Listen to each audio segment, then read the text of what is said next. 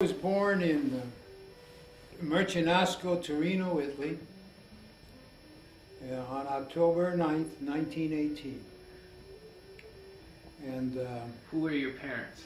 my parents, I have my father's namesake, which is Spirito, Vesco, and my mother's maiden name was Domenica Teresa Sartori. And that's it. What was the house like that you grew up in? Well, my family, the whole family came to this country in 1926. My father was here before then. My father and the part of the family before I was born, I'm the youngest, and I have a sister who was the oldest. There's 20 years apart between the two of us. How many siblings did you have?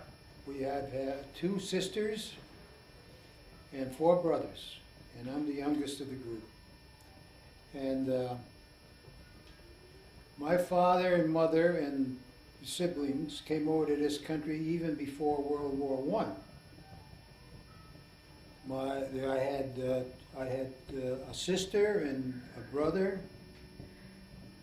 and 2 brothers that were born in this country that were older than I am. But back in around 1917, my mother, who was an only child, their parents, the mother got sick, and she wanted to go back and stay with her for a while, so the whole crew went back to Italy. That was a big mistake because my father got caught in World War I and he was drafted into the Army. And that's the reason why some of us were born here, and being the youngest, I was born over there. I happened to be born after World War I. Can you shut this thing off for a minute? Why? Then my father, before we moved to this country, also took a trip to South America, to Argentina. He was thinking maybe that would be a good place to settle. Well, we had relatives here in this country, so we decided to come over here. Now, we didn't go through Ellis Islands because we had sponsors over here that were waiting for us. And the ones that were waiting for us was my father's brother, who was located in Latrobe, Pennsylvania. So we settled in Luxor, Pennsylvania, which is a suburb of Latrobe or Greensburg, and it's a coal mining town. So my father went working in the mines. My brother John, who was the oldest of the brothers, also started working in the mines. The next brother in line was Tony, and he was working in the mines. Now back in those days, we're talking back in the 20s, they didn't have the rules and regulations and safety that the mines have today. It was how much coal you could load, and you got paid by how many cars you loaded a day. And safety was not much of a concern. Our house was located was the first house before the mine pit. And any time there was an accident, they used to blow the horn in town. And people used to come up to find out who got hurt, because if there was an accident, they were taking somebody out of the coal mine that was hurt. And of course, everybody was worried that it was either their father or their brother or whoever it was. My brother Tony got hurt one time in the mine because some shaft fell, or a beam above fell and hit him on the head. It was at that time that my mother decided that she was not going to lose her sons and husbands in the mine, and they were going to move the hell out of there. We moved to Connecticut, Manchester, Connecticut, because we knew people here. And that's when we came. My father and brother, John, went to work for Cheney Brothers. My sister Madeline and Teresa also went to work for Cheney Brothers. They worked in the cravat department, my two sisters. My brother John was an inspector, and my father worked in maintenance. What'd your father do, Spirit? He worked in maintenance. He worked in maintenance. Oh,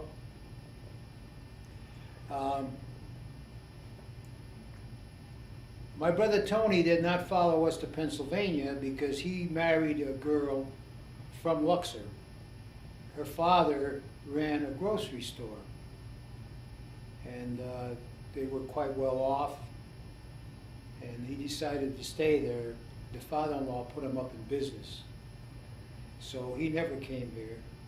We used to take trips back down there because we had an aunt, two uncles, every so often, and we'd see him. I went to local schools here. How old were you when you moved to Manchester? Well, I was 3 when we moved from Italy here, and I was 9 years old when we came to Manchester. So that was probably what, in 1926, something like that. No, that would be in this country. It's in that neighborhood. During the height of the Depression is when we got hit here in Connecticut. Things were pretty tough then. All right? Mm-hmm. You'd get a job whenever you could. I went to work on broadleaf tobacco when I was 10 years old suckering. The work day was 7 o'clock in the morning till 5 o'clock at night. You got paid $1 a day. 6 days a week. You bring the money home and give it to buy food. I worked picking strawberries. We all did, not just me. 2 cents a basket.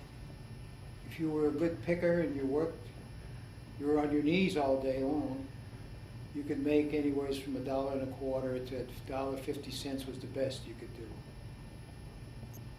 I set up pins in bowling alleys for 5 cents a string. When I got out of the local school, I went to the local schools and graduated from high school in 1937. My major in high school was business. I was offered a job by Cheney Brothers in the office of their printing room. I was offered also for $18 a week. yeah, thank you. I was also offered a job by the Aetna Insurance Company in Hartford after taking an exam. They offered me $13 a week, so I went to work for Cheney Brothers. Unfortunately, Cheney Brothers was a seasonal thing. Printing cloth was a seasonal thing.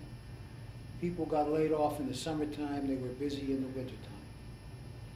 It was a great deal for the local farmers because they got laid off in the summertime, they could work their farms. If they worked in the wintertime, then they worked. When I got laid off, then they called me back. One of the fellows that worked for the state asked me if I wanted to go to work for the state.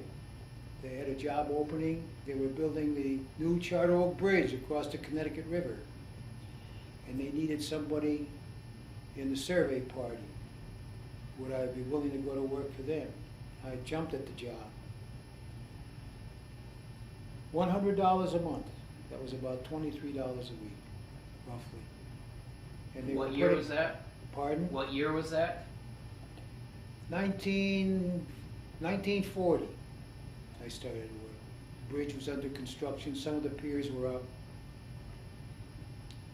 I was very good at climbing steel.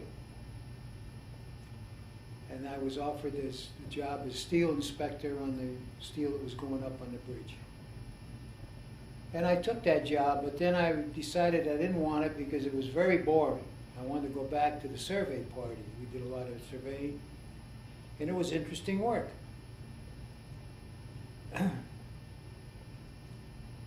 And we happened to be working on an approach to the bridge when the Connecticut Bridge fell. As you recall, there was a lot in the newspapers then about the Connecticut bridge falling. 19 people got killed. 19 steel riggers got killed in that accident. From there, after the bridge was finished, there was no more construction because World War II broke out. So I started looking for a job in defense. And I went down to the Labor Department, State Labor Department, and they sent me over to the Whitlock Manufacturing Company in West Hartford. Whitlock Manufacturing Company is a company that made heat exchangers. They made big hot water storage heaters for laundries, hotels. And I worked with them, I was with them for 42 years. In around 1970, nuclear power plants became a big thing in this country. And I was in sales, and I was instrumental in getting that company to go into the nuclear business. Because combustion engineering, which was building reactors at that time, was one of my customers, and they were looking for suppliers of heat exchangers and nuclear power plants. And that's where I wound up.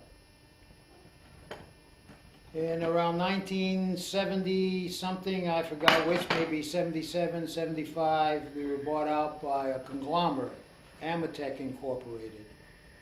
Because Amatec Incorporated wanted to get into the nuclear business.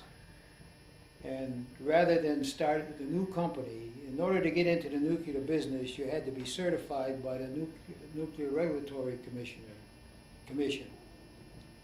And what they would do is they'd come out to your plant in groups of 5 and do an audit on your plant. They had to make sure that that everything in the plant, for instance, all the welders were qualified, and that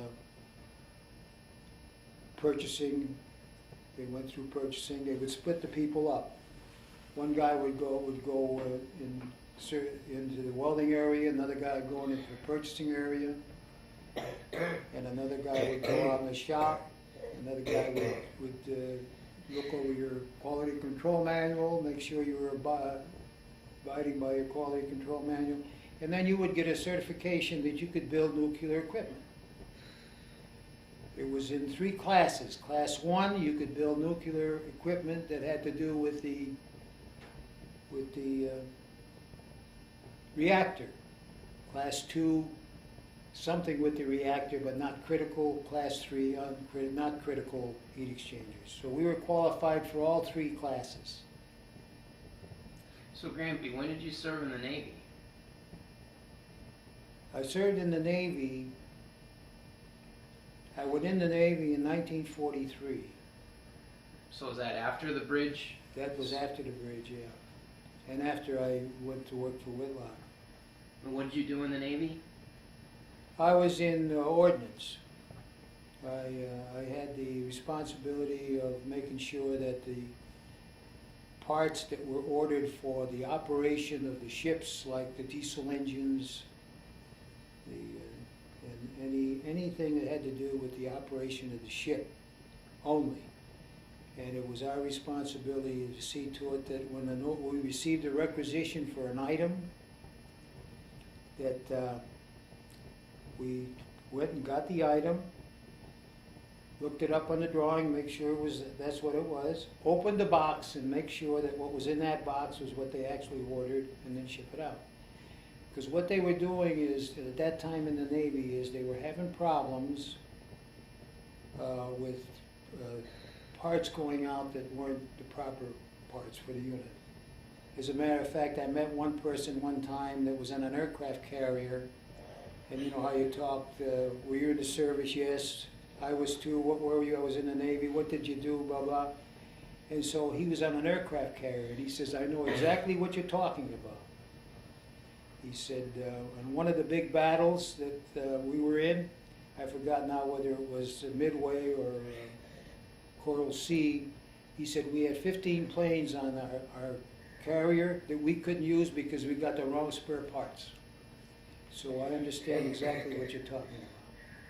When I got out of the Navy, I went back to work for work with Whitlock, and it was then that my boss asked me what I wanted to do, and I told him I'd like to get into sales. Because my boss when I first went to work for Whitlock, my boss had been in sales, and he had got such a big order from a Groton. Shut it off for a minute. Tell them how you met Grammy, when you met them. Well, that's another story. Grammy, Yeah. he won't tell you the truth about that. Because he's already said something that, well, we only met down to Turn Hall where there was dancing all the time. I was going there all the time when I was quite young. And he saw me down there one day when he was with a friend of his, Johnny Helen. And right away he liked me, so he decided he was going to start coming to dances. So there wasn't much to it, but... So who'd you used to go to the dances with, Grammy? With who? Who did you go to these dances with? In the beginning? Yeah. Oh, we were just young squirts. We were about 17. 14, 15. Oh, no, you were older than that. You were 17, 18. Oh, that was when I met you already, and I was going to those dances before then, because my mother and father used to go to, they were Polish dances, put on by Polish people. So my father and mother used to go too. So we could go along and stay there and dance all night. You know, till 11 o'clock. That's when they usually ended. So we always had a great time, but it wasn't a lot of boys and a lot of girls like today. It was some boys, but not too many, because boys were always shy. So, but there were girls, so the girls used to dance with the girls. We weren't looking for too many boys at that time. So we had a great time dancing with the boys. So Grammy, tell me, where were you born? When and where were you born? I was born in Ansonia. The rest were all born in Manchester, but at one time, Grampy lost his job over here in Manchester. So he went to Rockville, which isn't too far, and got a job there, but he didn't like it. So he quit and he moved to Ansonia, because that was the closest place that he could get a job. And while he was there, that was when I was born. So when I was in Ansonia, I was born, but they didn't like it there either, because they were so used to Manchester, and the people and the relatives and everything, that they moved back to Manchester. So that's your dad. You were saying moved to Ansonia when you were born. What about my dad? That was your dad. You were saying moved to Ansonia, moved to Rockville, and then moved to Ansonia. That was when my dad was working. And of course, in the meantime, my mother had children too, and as they grew up,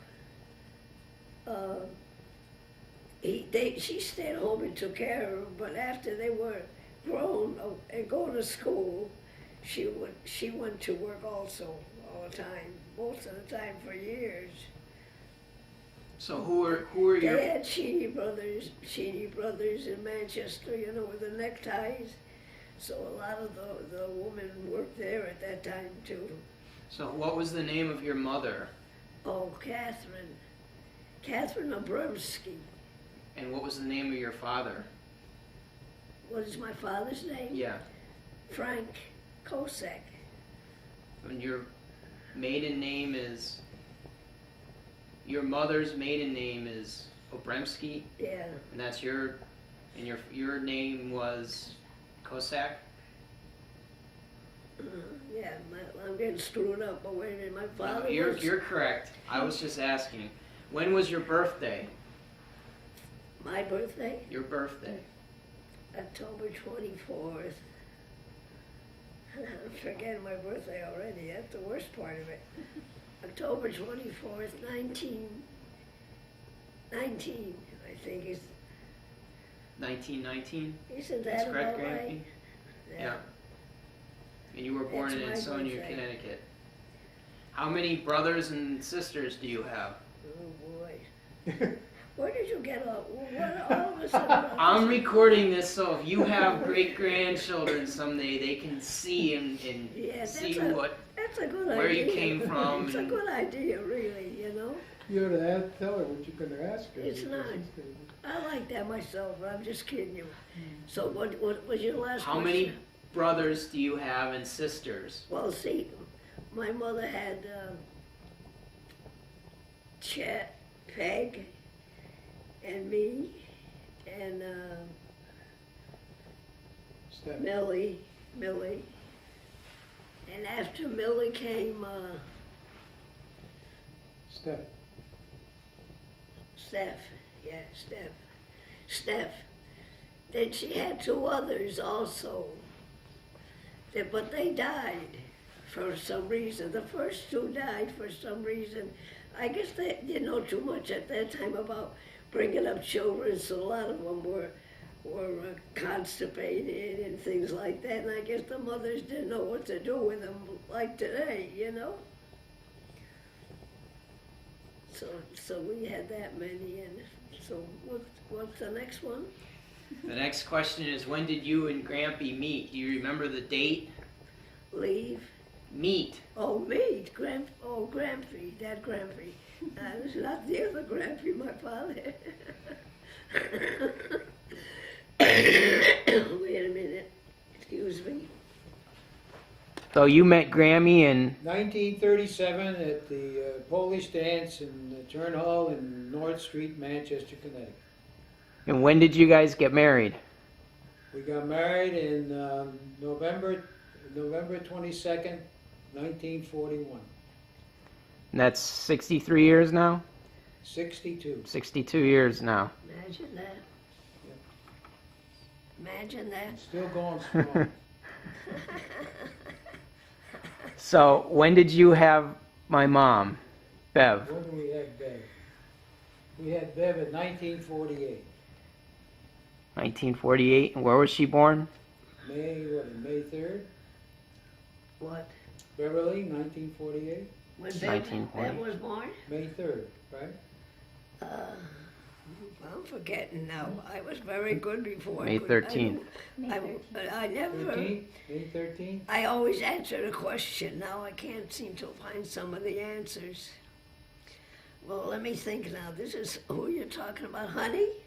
Bev. We're talking about Bev. Oh, our Bev. Oh, okay, our Bev. May 13th, 1948. Hey Grammy, here's another question for you. Where are your parents from? Where did they? Where were they born?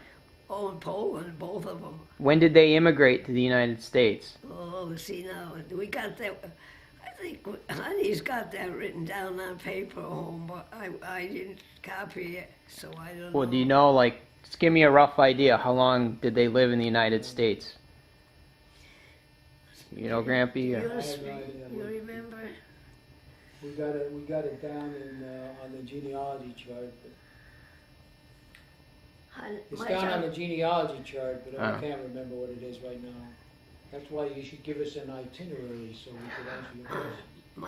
My sister Honey had the paper because after they had to answer all those questions going through, coming to America, she kept that paper.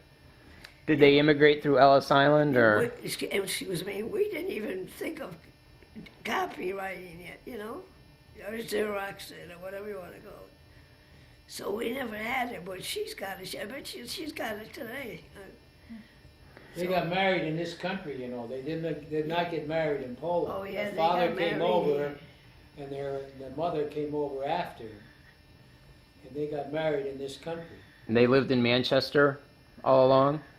They lived in Manchester for, like she said, for a while, and then moved to Rockville, and then moved to Ansonia, came back to Manchester.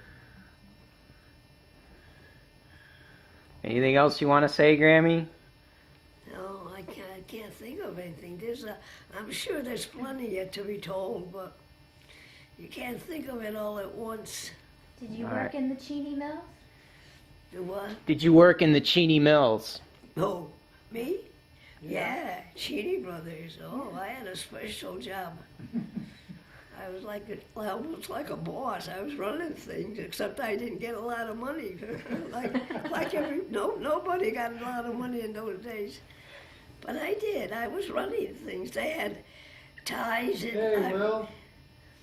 I made sure that that the ties had to go to a certain place, then the next place, and the third place. Like the first thing I did, I had this Francis Murphy, a very nice man.